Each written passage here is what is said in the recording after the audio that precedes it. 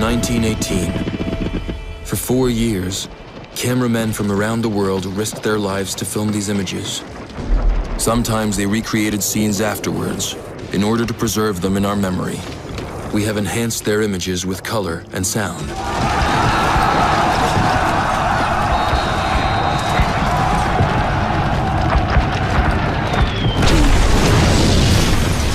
November 11th, 1918. 11 in the morning. Suddenly, silence. The armistice has been signed. Bugles and church bells sound the ceasefire.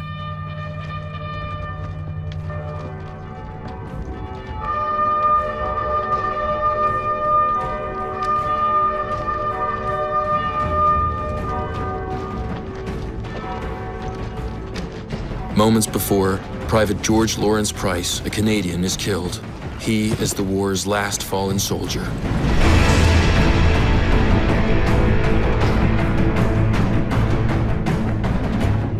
From 1914 to 1918, nearly 80 million people were plunged into war.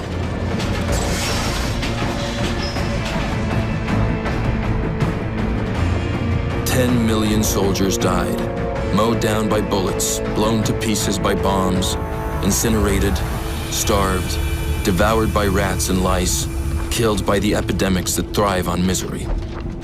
20 million more were wounded.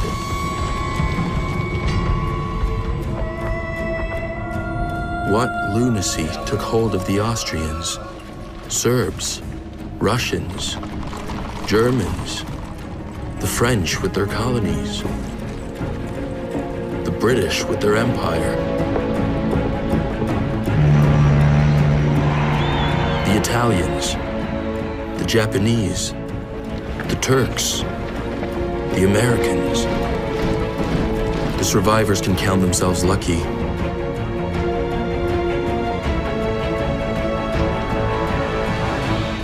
But they have lost their youth.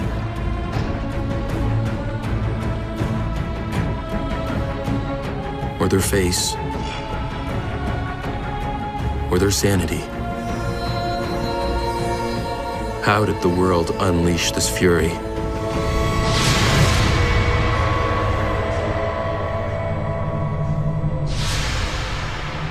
(1914). Who are the men of this period? So carefree, yet so close to war.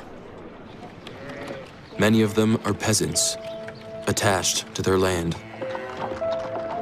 their traditions, and their religions. They feel safe. It's been almost half a century since the last large European conflict. The well-to-do enjoy the fine summer of 1914.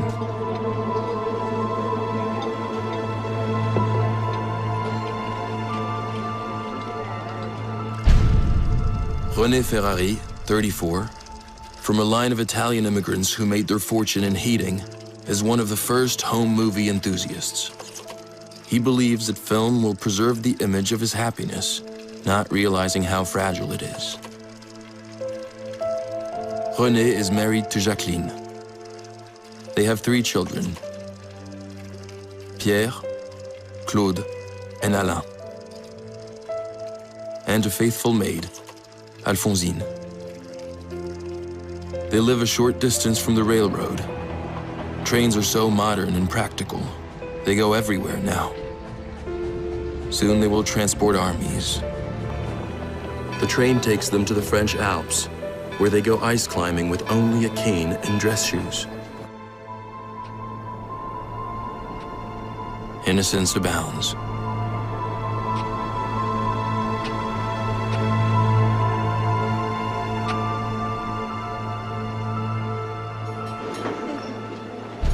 Vienna, 1914.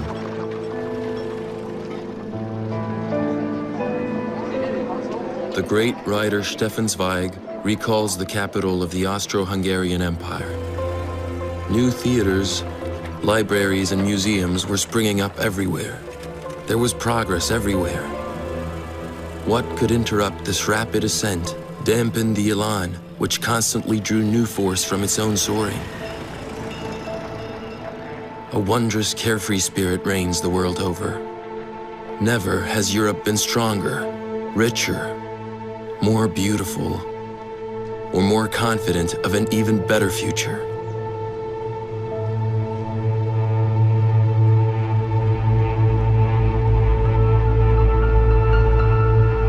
It is still the Belle Époque of the early 1900s, but not for all.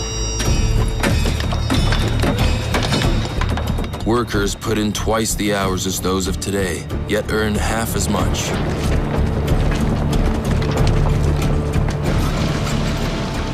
Women earn a mere half of this slave wage.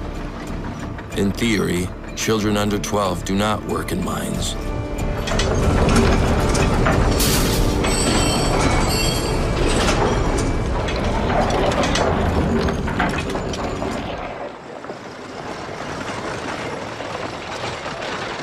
In France, Jean Jaurès is the great leader of the working class.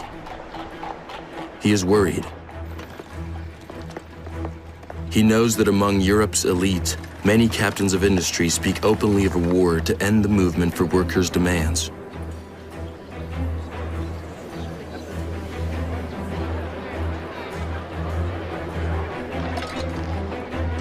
Jaurès writes, "Your violent and chaotic society, even when it pretends to seek peace, carries within it war, just as rain clouds carry the storm. The arms race is very good for business.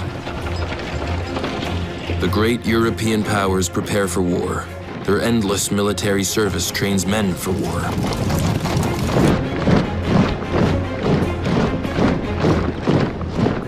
War and death hover over the planet. For centuries, the rival empires have been divvying up the world with their swords.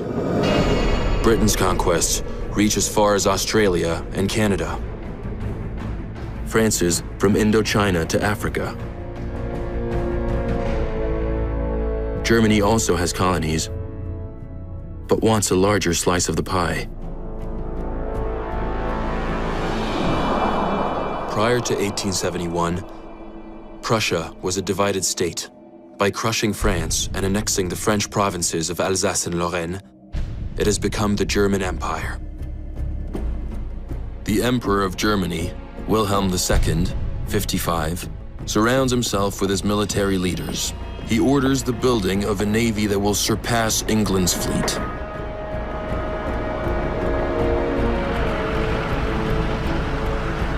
He wants to give Germany its place in the sun.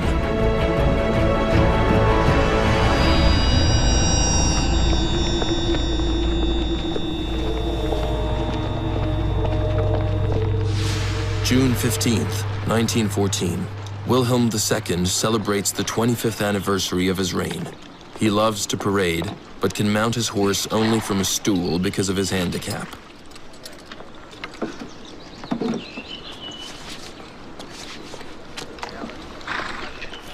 An accident at birth left him with a withered left arm that he usually poses atop his sword.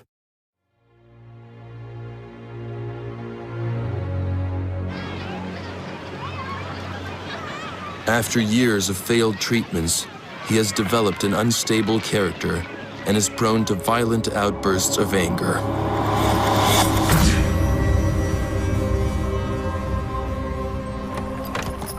He is married to his cousin, Augusta Victoria. They have the same grandmother, the British sovereign, Queen Victoria. She characterized Wilhelm as a hot-headed, conceited, and wrong-headed young man.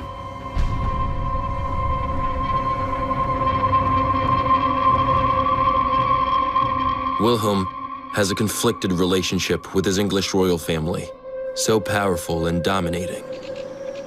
One day, while hunting, he hurts himself and screams revealingly, "This damned English blood." For Wilhelm II, the United Kingdom has been a threat ever since it formed the Triple Alliance with France and Russia. As a result, Germany feels surrounded and thus vulnerable. Its only true ally is the Austro-Hungarian Empire, an amalgam of smaller nations which has been reigned over for 60 years by Franz Joseph I, 84.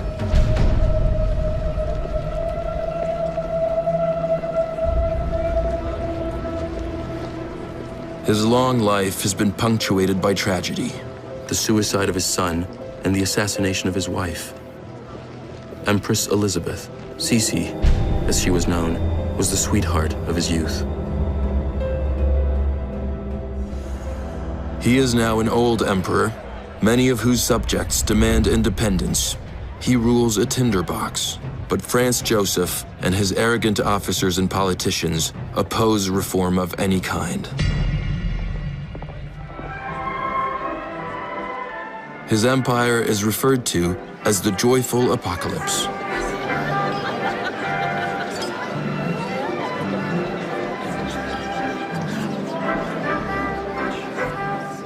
The waltzing and festivities continue unabated, as at the marriage of Zita, the lovely princess, to Karl, the emperor's grandnephew.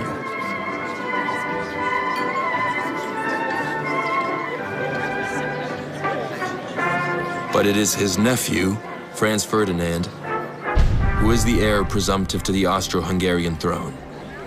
Franz Ferdinand is married to the Countess Sophie Chotek, an aristocrat but not of royal blood.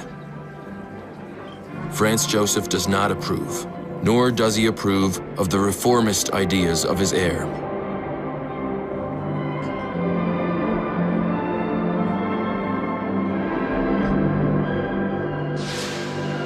June 28, 1914. The infernal war machine is set in motion. It's Sunday, and Kaiser Franz Joseph travels to his country estate to hunt.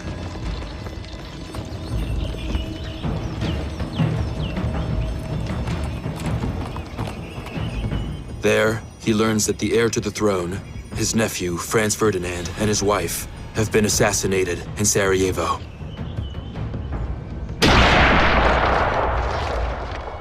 Showing no trace of emotion, the Kaiser coldly announces, "A higher power has re-established the order which I, alas, could not preserve."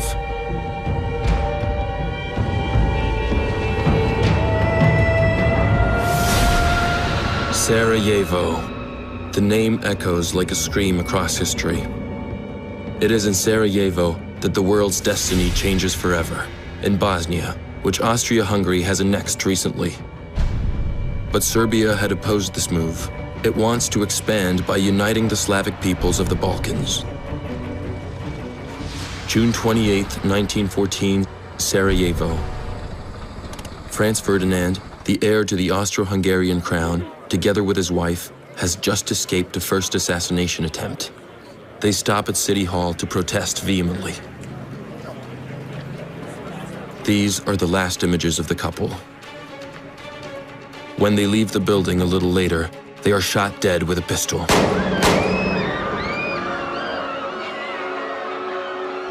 The assassin, Gavrilo Princip, is a 19-year-old Bosnian nationalist. It was the Serbians who provided his pistol.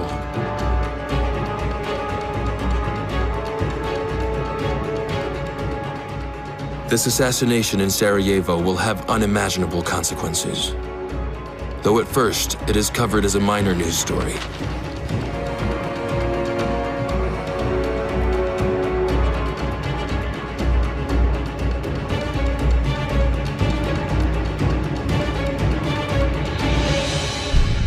Along the Thames, the future queen of the mystery novel, Agatha Christie, then 24, notes, "When, in far-off Serbia, an archduke was assassinated, it seemed such a faraway incident. In those countries, people were always being assassinated." The British paid scant attention to the black hole of Europe, known as the Balkan powder keg. In 1912, 2 Balkan wars had left 200,000 dead.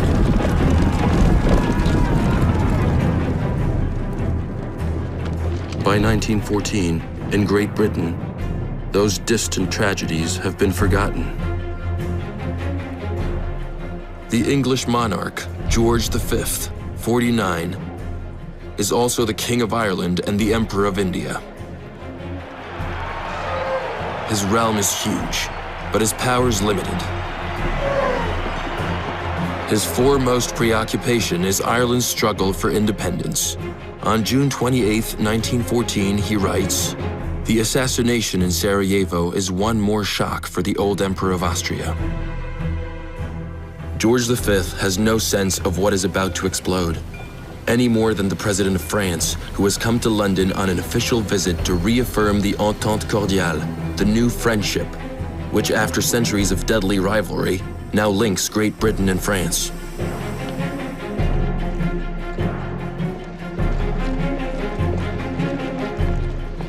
Poincaré, 54, may be a moderate, but he comes from the Lorraine region that Germany annexed, and that all France now dreams of reconquering.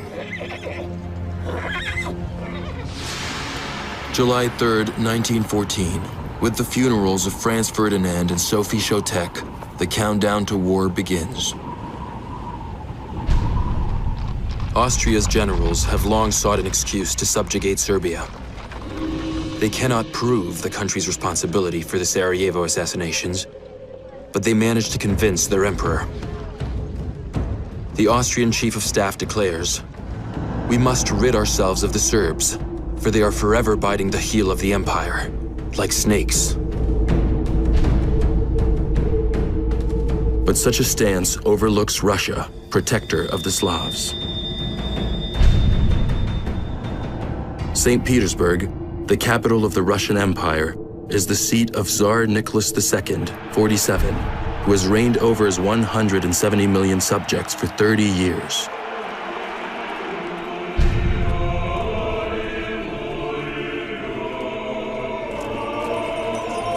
He celebrates the tricentennial of the Russian dynasty amid the pomp of the Orthodox Church. Parading alongside him, Tsarina Alexandra and their son, Tsarevich Alexei. And close behind, their 4 daughters, the Grand Duchesses, Olga, Tatiana, Maria, and Anastasia. In 1905, Russia lost a war against Japan and experienced its first revolution.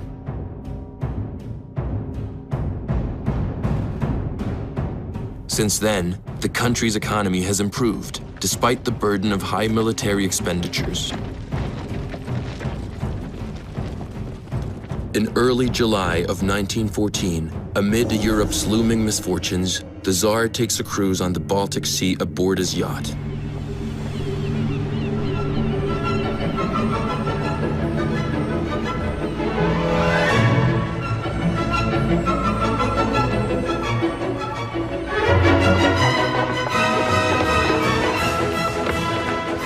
Despite these images of carefree gaiety, the Tsar feels a deep sense of insecurity.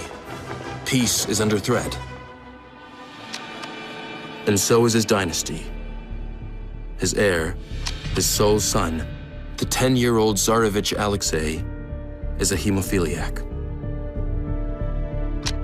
His blood does not clot. The slightest injury may be fatal. To ward off the ill fortune that has plunged her into depression, his mother, the Tsarina, seeks help from a faith-healing monk, Rasputin, whose influence is on the rise. Rasputin may help the Tsarevich, but he also meddles in the affairs of the Tsar. Tsarevich Alexei, on whom his parents dote, has convinced them by throwing another tantrum to allow him to go for a row, but he is not allowed to swim. The faithful seaman Derivenko, so strong and reassuring, has protected the Tsarevich since he took his first steps. He is constantly on guard, but like so many sick children, the Tsarevich is unruly. Will he ever be allowed to play? Will he even get the chance to grow up? His hereditary illness comes from his English maternal great-grandmother, Queen Victoria, who carried the fatal gene. At her death, Queen Victoria's descendants occupied many of Europe's thrones. The Europe of kings and emperors is one big family. The British sovereign, George V, and Tsar Nicholas II are cousins and could be taken for twins. The German Kaiser is also their cousin, and the Tsarevich's godfather. Peace should reign in the family. But in each country, strong nationalist factions see war as the opportunity to finish off a dangerous rival.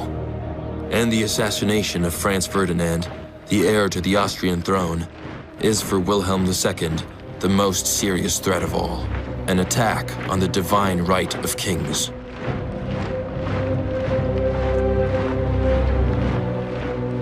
Wilhelm II had often hunted with Franz Ferdinand.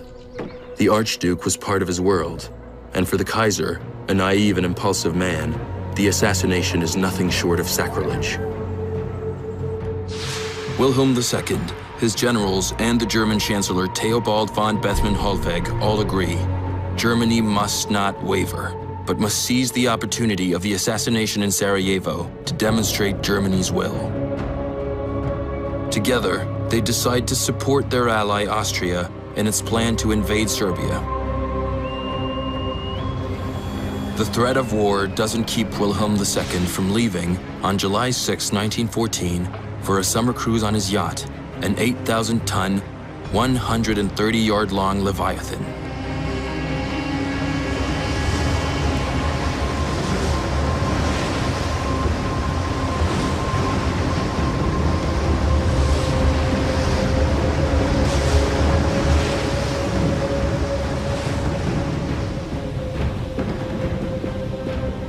Wilhelm is confident that the conflict will not spread. He says, "It will be all over in a week. The Tsar won't enter the war because Russia is unprepared, and its ally, France, has no heavy artillery."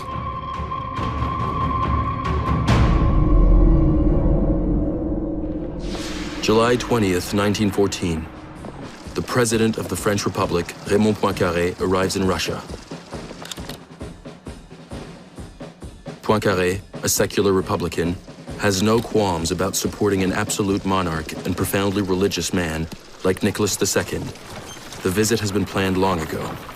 With the crisis, the timing is perfect. Poincaré wants to assess the solidity of the alliance and the readiness of Russia's army.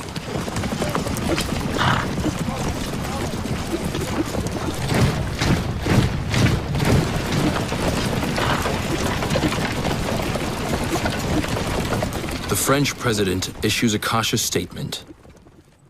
The current crisis must remain limited to Serbia. But as France's leaders prepare to return to Paris, the government cancels all leave for military personnel and calls all generals back from holiday.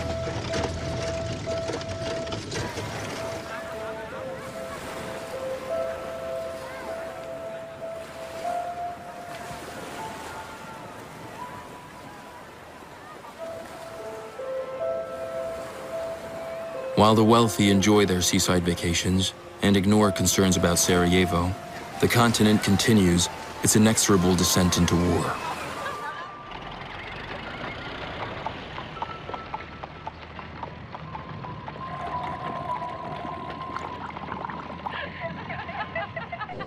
The Austrians prepare. July 23rd, 1914. The government in Vienna sends Belgrade an ultimatum with a provision that its imperial police be allowed to investigate on Serbian territory. Belgrade answers back, Serbia is not a province of the Austro-Hungarian Empire.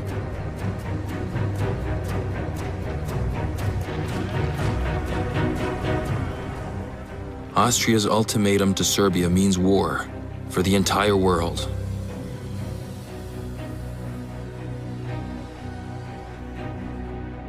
The President of the United States, the Democrat Woodrow Wilson, 58, is an intellectual and a pacifist.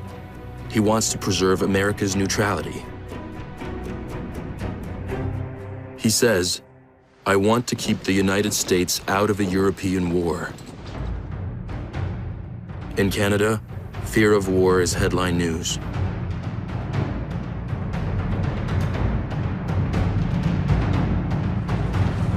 Herbert Asquith, the British Prime Minister, fears an escalation of unforeseeable dimensions. He says, "We are on the brink of the apocalypse."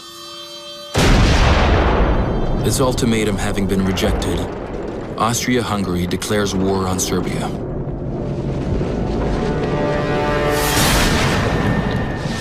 July 28, 1914, the Austrian artillery's Skoda cannons enter into action against Belgrade.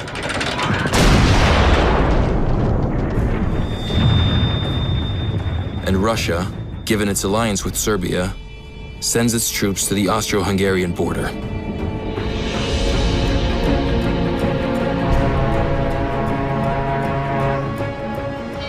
July 30th, 1914, Wilhelm II cuts short his cruise.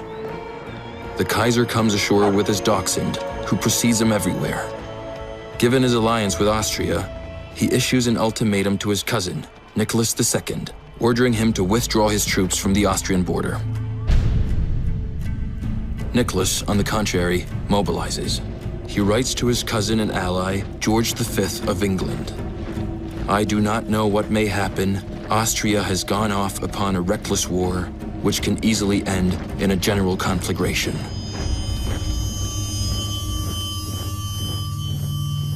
Wilhelm II, not having received a response to his ultimatum, hesitates. He speaks of saving the peace, but around him, military leaders and industrialists urge him to declare war, blaming Russia for expanding the conflict.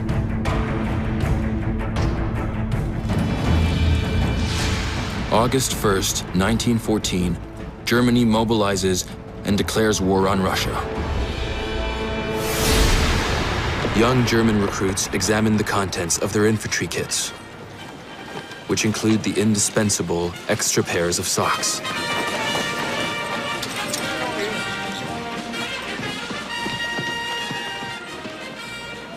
Barely out of boyhood, they are issued razor-sharp bayonets and, a symbol of the German army, the odd spiked helmet meant to deflect saber blows. Most are eager to defend their threatened homeland. As the future writer Ernst Jünger notes, "We had come from classrooms and factory workbenches, and a few brief weeks of training had bonded us into one large and enthusiastic group."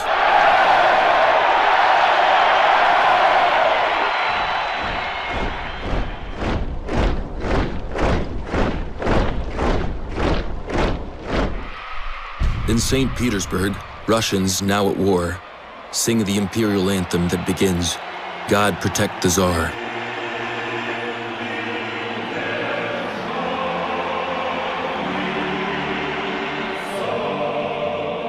The French ambassador is present. He writes, "The Tsar is overcome with emotion.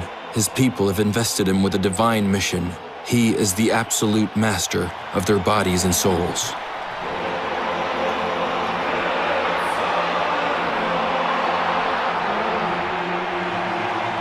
The Tsarina appears. Of German descent, she is worried. Her brother will no doubt be fighting in the enemy's ranks.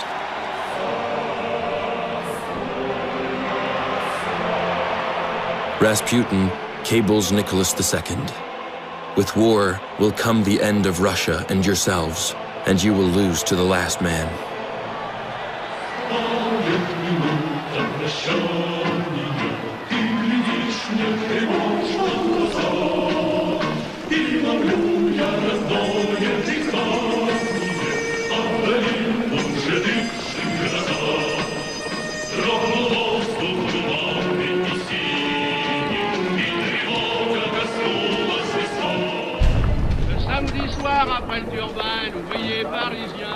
In a final carefree moment, Parisians await the arrival of the Tour de France. The race begins on the same day as the assassination in Sarajevo. As these cycling champions cover 3,400 miles in 1 month, finishing just before the war scuttles the tour for the next 4 years.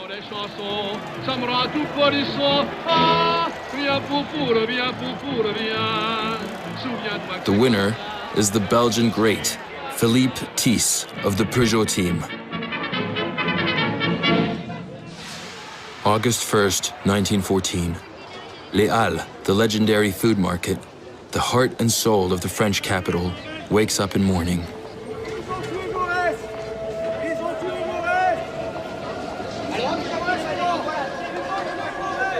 Not far from here, Jean Jaurès has just been assassinated by an ultra-nationalist supporter of the war. Pacifism's leading spokesman, Jaurès, had tried to convince German workers to refuse to fight. He had predicted, at a time when we are threatened with murder and butchery, there is but one hope of saving the peace, and that is for the proletariats to join ranks. Workers of France, England, Germany, Italy, Russia, let us implore these millions of men to unite to dispel this horrible nightmare.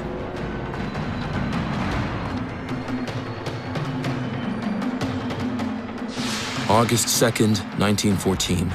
The order for general mobilization is posted across all of France.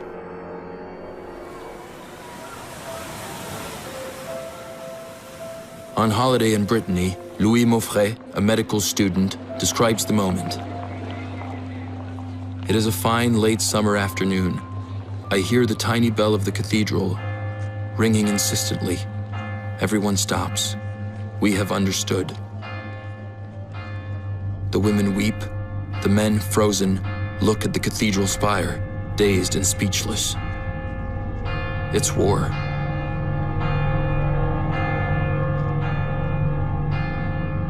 In the distance, we can hear the bells of Viviers, Mondol, Carfontaine, and Baguère-Morvan. It's heart-wrenching. On August 3rd, 1914, Paris learns that Germany has declared war on France because France is an ally of Russia. That same day, Jaurès is buried, and with him, all hope for peace. In France, Germany, and Russia, workers rally to defend their homelands. In France, Poincaré baptizes this triumph of the nationalist forces the Sacred Union.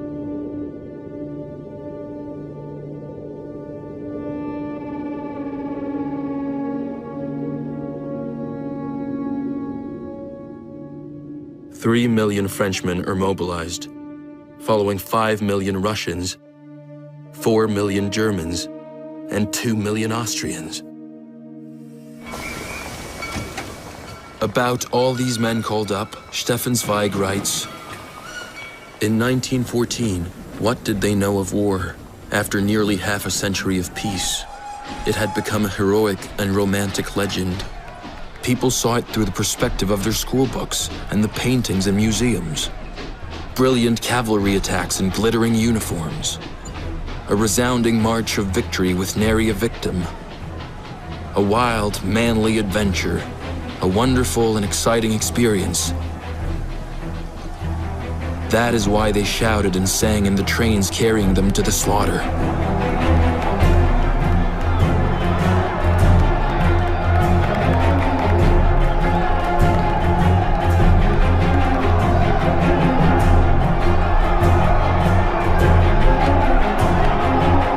If they are not happy, they prefer not to show it.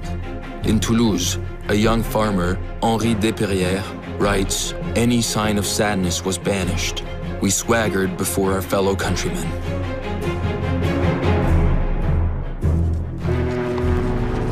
From the French colonial empire, those then known as the natives and the Foreign Legion embark in Algiers or Dakar.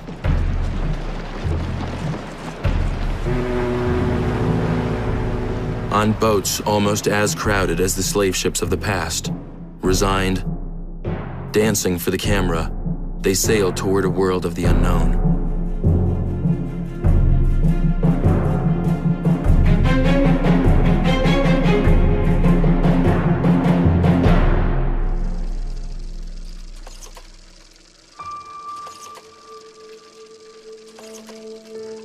In a villa outside Paris, the Ferrari family comes face to face with the reality of war. The men have been mobilized, as have all Frenchmen between the ages of 20 to 48. But in her rose garden, Jacqueline is confident that René will soon be back, that before the roses have withered, the war will be over.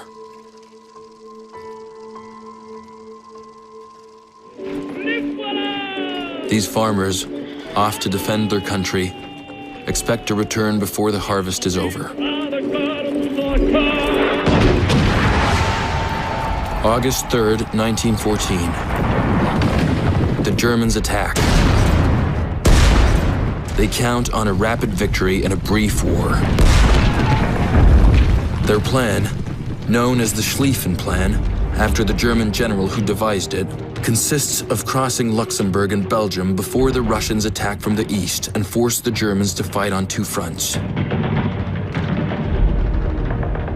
Belgian neutrality had been instituted after the defeat of Napoleon to create a buffer between Britain, France, and Germany. Its violation now provokes an immediate reaction from London.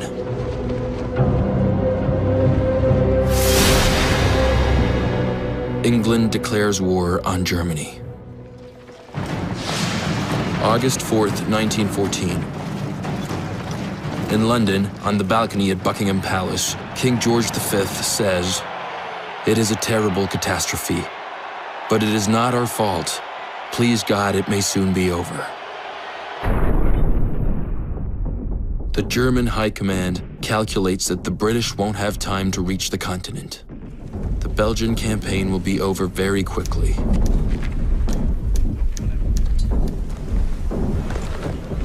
But the Belgians stand firm. Albert I, their valiant king, tells his people, "A country that defends itself cannot perish." The Belgians have armored trains and strong defenses protecting their cities.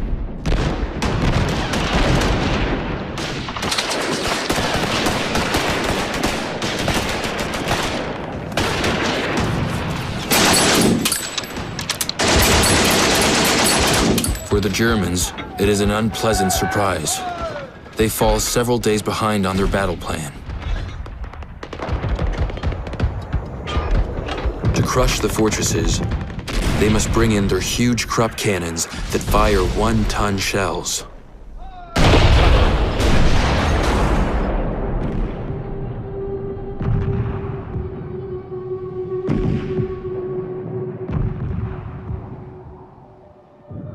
So the Belgians destroy their train tracks by crashing their own locomotives into each other.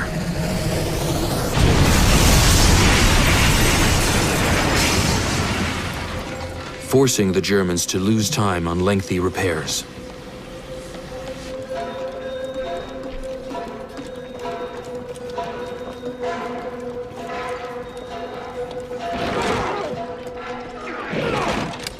While the Germans mark time in Belgium and the Russians prepare their offensive, the Austro-Hungarians, who expected to punish the Serbs in a week, are stopped in their tracks. The Serbs prove to be fearsome combatants. After 2 weeks, the Austrian death toll has already reached 25,000, and the Serbs celebrate their victory, for now.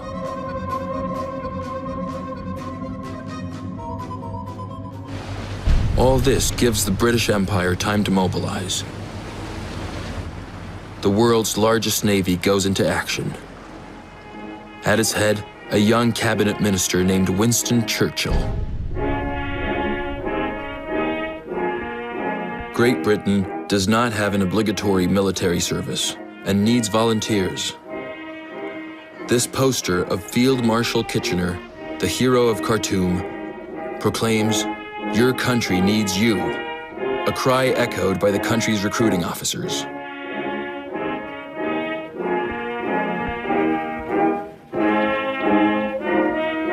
The modest British army of 100,000 men expands into an expeditionary force of 1 million soldiers, drawn from the Empire's huge reserves. In Quebec, recruits kiss the scriptures and say their prayers, thinking about the long sea crossing that lies ahead.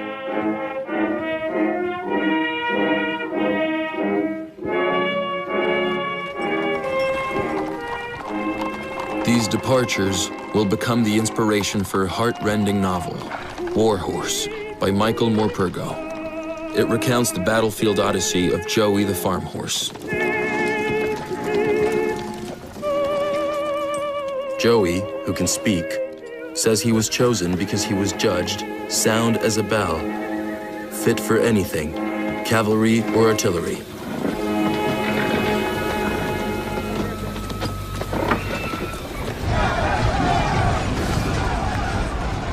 "10 million horses from as far away as Australia and New Zealand will serve in the British Imperial forces, to suffer and die like the troops.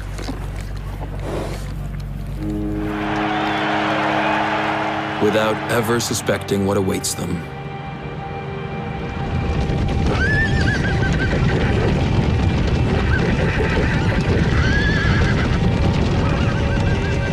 Many of the horses are not even saddle broken.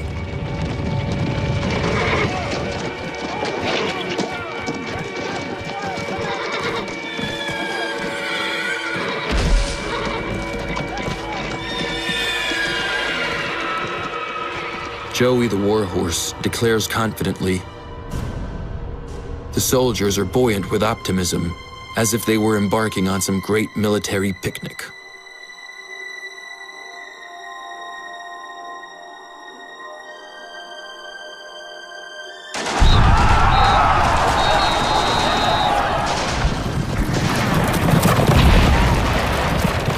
Joey and his cavalrymen quickly discover the reality of war.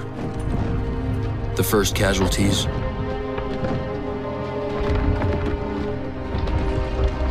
the first German prisoners, and the Belgians, so courageous to the end.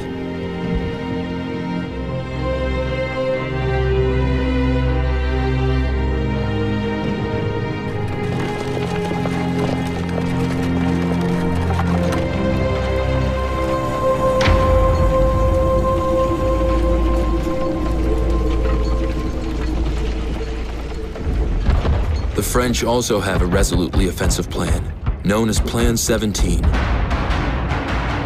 Take back Alsace and Lorraine, march on Berlin.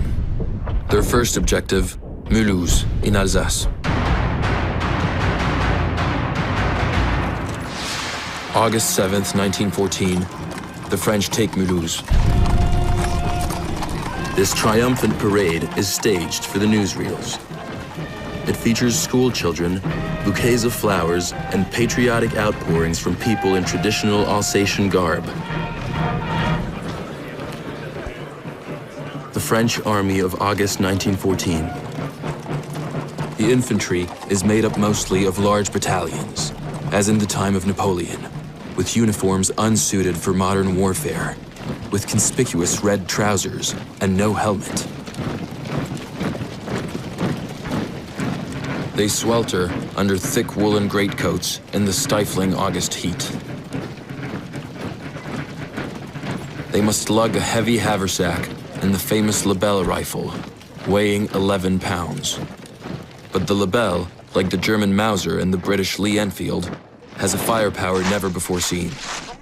These repeating rifles, with a range of over 1,200 feet, render archaic and criminal the bayonet charges in closed ranks. But these outdated tactics, taught in military academies, continue and end up costing hundreds of thousands of human lives.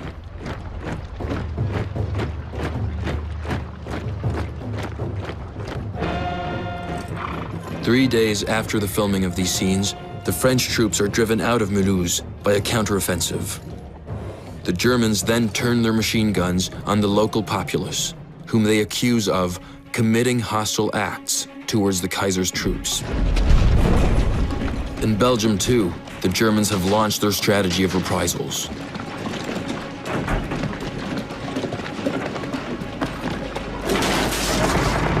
The Germans are afraid of civilian marksmen. Their atrocities escalate. Anyone captured who is believed to be a sniper is shot.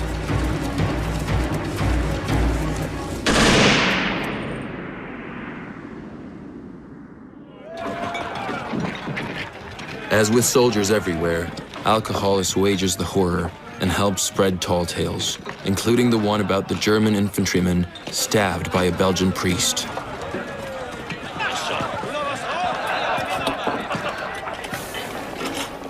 Fear of reprisals sends hundreds of thousands of civilians into flight. Belgians, French, and British accuse the Huns, as they call their enemies, of rape, of cutting off women's breasts and children's hands.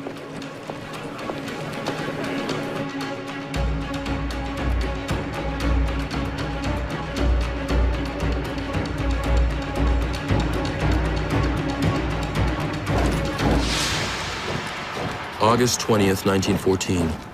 General von Moltke captures Brussels. He explains, "Our advance in Belgium is certainly brutal, but we are fighting for our lives, and all who get in the way must suffer the consequences."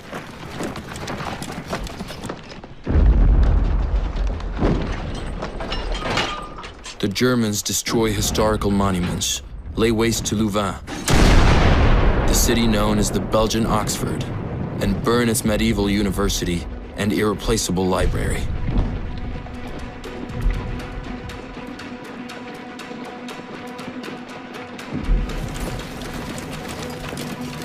After only 3 weeks of war, all the adversaries are in the grips of indescribable hatred. In Belgium, a French cavalryman writes, "I enter a house, climb the stairs, and discover a German pig relieving himself in a drawer full of delicate lace. I shoot him. He dies in his own filth. Everything has been ransacked. The lowest instincts have awoken in these Germans, these music lovers."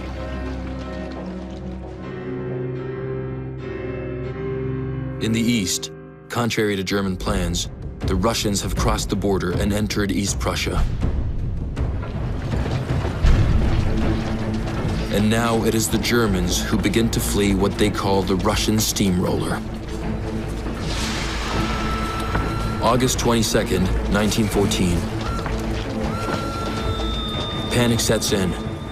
These German refugees also tell of destruction and pillaging.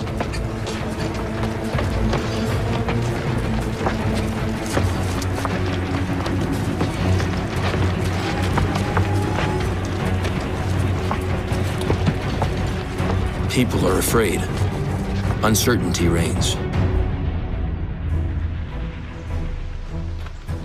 Kaiser Wilhelm II vacillates between despondency and martial enthusiasm. His paranoia worsens. He insists, England, France, and Russia have agreed among themselves to wage a war of extermination against us.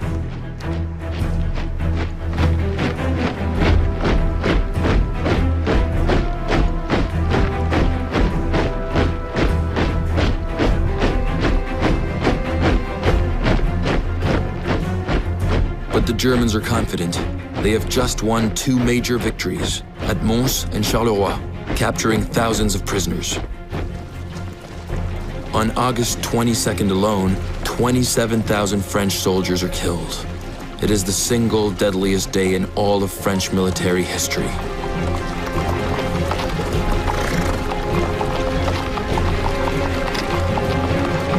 Wilhelm II addresses his subjects. He says, "Wir werden uns wehren bis zum letzten Hauch von Mann und Ross. Und wir werden diesen Kampf bestehen, auch gegen eine Welt von Feinden. Noch nie war Deutschland überwunden, wenn es einig war." The German army marches on Paris. Despite delays, the Schlieffen Plan is succeeding. The French government has fled the capital. The Germans are now only 30 miles from Paris. Victory is near.